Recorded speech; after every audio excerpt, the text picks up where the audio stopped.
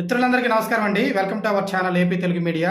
ఈ వీడియో చూస్తున్న ప్రతి ఒక్కరు కూడా మన ఛానల్ సబ్స్క్రైబ్ చేసి, లైక్ చేసి, షేర్ చేసి, కామెంట్ చేసి మీ సహాయ సహకారాలు మాకు అందిస్తారని మనస్ఫూర్తిగా కోరుకుంటూ, సరిగ్గా ఏడాది క్రితం సెప్టెంబర్ 9, 2023 పూర్తిగా ఇంకా తెల్లారక ముందే తెలుగుదేశం పార్టీ శ్రేణులు అందరూ కూడా ఒక్కసారిగా ఉలిక్కిపడి షాక్కు గురైనటువంటి సంఘటన చంద్రబాబు నాయుడు గారి అరెస్ట్. నంద్యాలలో అరెస్ట్ చేసి విజయవాడలో ఏసీపీ కోర్టులో ఆయన్ని హాజరుపరిచారు. విజయవాడ ఏసీపీ కోర్టు ఆయనకి రిమాండ్ విధించింది. తర్వాత రాజమండ్రి సెంట్రల్ జైలుకి ఆయన తరలించారు. ఇదంతా మనకి తెలిసిన విషయమే. ఇక్కడ పాయింట్ ఏంటంటే, ఈ ఒక్క అక్రమ అరెస్ట్ రాష్ట్ర రాజకీయ స్వరూపాన్ని పూర్తిగా మార్చేసింది. అప్పుడు దాకా జగన్మోహన్ రెడ్డి గారి మీద కోపం మాత్రమే ఉండేది. ఈ అక్రమ అరెస్టుతో ఆయన మీద కసి, ఎట్టి పరిస్థితుల్లోనూ ఈ జగన్మోహన్ రెడ్డి పాలించడానికి అర్హత లేదు అని ఈ రాష్ట్ర ప్రజలు డిసైడ్ అయిపోయారు.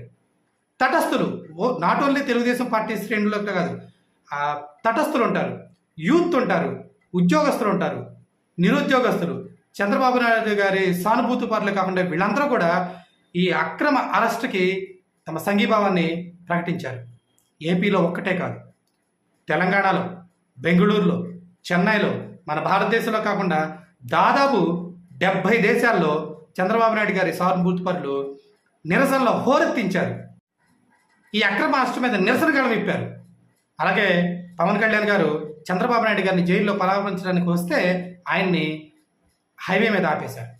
ఆయన రోడ్డు మీద పొడుగునే నిరసన తెలిపేసి తర్వాత రోజు చంద్రబాబు నాయుడు గారిని పరామర్శించి జైల్లో ములాఖత్ అయ్యి, ఆ జైల్లో చంద్రబాబు నాయుడు గారు పడుతున్న ఆవేదనని, ఈ రాష్ట్ర భవిష్యత్తు కోసం ఆయన పడుతున్న తపని ఆయన గమనించి ఆ జైలు ములాఖత్ అయిన బయటకు వచ్చి ఒక పక్క చంద్రబాబు నాయుడు గారు, ఒక పక్క లోకేష్ గారిని పెట్టుకుని, ఎస్, జగన్మోహన్ రెడ్డిని దింపడం కోసం మేము ఈ 2 పార్టీలు కూటమిగా ఏర్పడుతున్నాం, బీజేపీతో కూడా మాట్లాడతాం, బీజేపీని కూడా మా కూటమిలో తీసుకొస్తాం అని చెప్పి పవన్ కళ్యాణ్ గారు ప్రకటించారు. కూటమికి నాంది పలికింది. జగన్మోహన్ రెడ్డి గారి ఓటమి పతాక స్థాయికి చేరింది ఆ సంఘటన. ప్రతి ఒక్కళ్ళు కదిలిక కలిగించింది ఆ సంఘటన. దేశవ్యాప్తంగా చర్చనీయాంశం అయింది ఆ సంఘటన. ఆంధ్రప్రదేశ్ రాష్ట్రంలో ప్రతిపక్షాల మీద జరిగే దాడుల గురించి ప్రపంచవ్యాప్తంగా చర్చ జరిగింది, అలా చేసింది ఆ సంఘటన. ఆ ఒక్క సంఘటన తెలుగుదేశం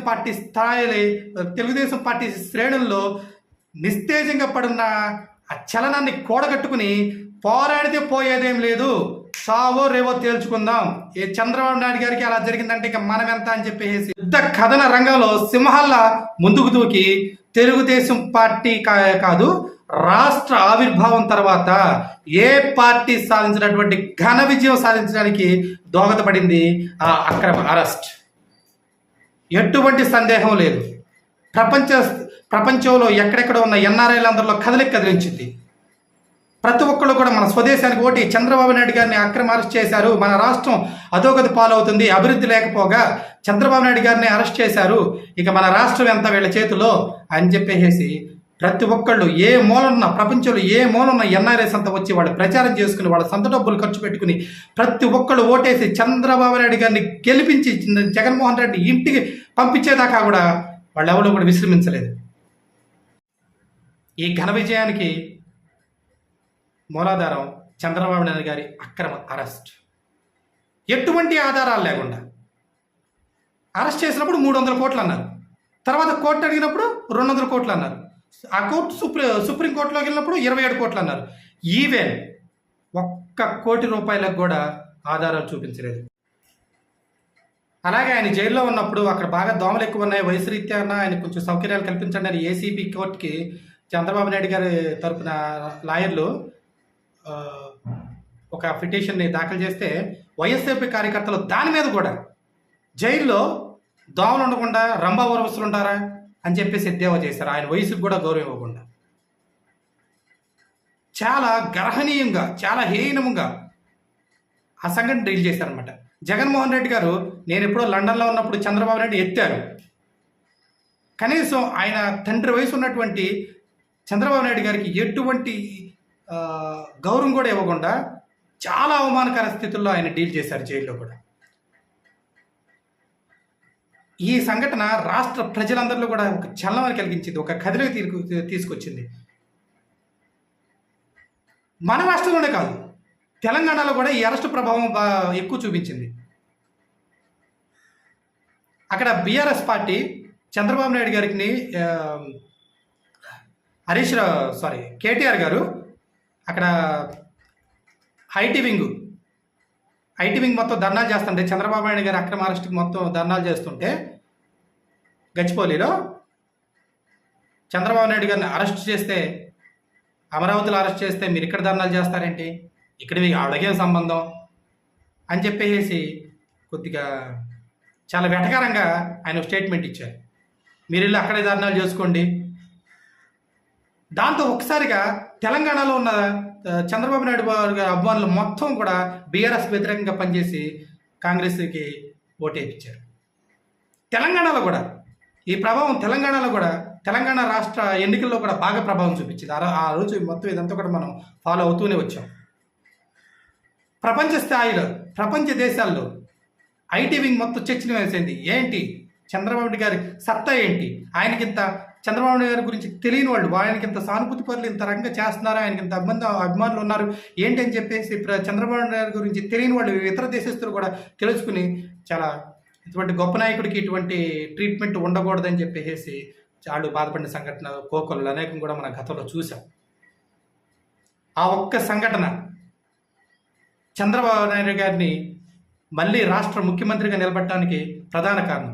ఆ ఒక్క సంఘటన జగన్మోహన్ రెడ్డి గారికి 2024లో ప్రతిపక్ష హోదా కూడా లేకుండా పోవడానికి ప్రధానమైన సంఘటన. ఆ ఒక్క అరెస్టు చంద్రబాబు నాయుడు గారిని జగన్మోహన్ రెడ్డి గారు చేసి ఉండకపోతే కనీసం ప్రతిపక్ష హోదా అన్న వచ్చి ఉండేది.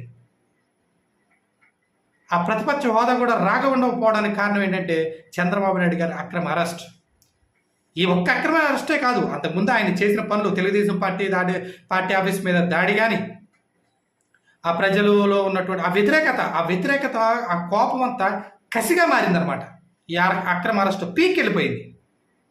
ఇక జగన్మోహన్ రెడ్డి రాజకీయాల్లో ఉండడానికి పనికిరాడని జనాలు కసిగా ఓట్లేశారు. ఎక్కడెక్కడి నుంచి అండి, ఫిలిప్పీన్ దేశం నుంచి కూడా మన రాష్ట్రానికి వచ్చి ఓట్లేశారు.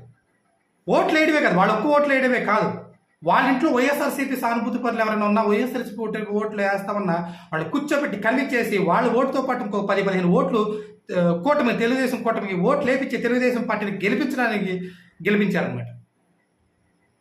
విధి లేని పరిస్థితుల్లో బీజేపీ కూడా టీడీపీ కూటమితో జట్టు కట్టాల్సిన పరిస్థితి ఏర్పడింది.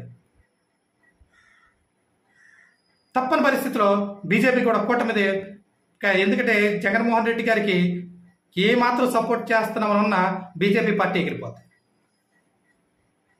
అంత కోపం, అంత కసి.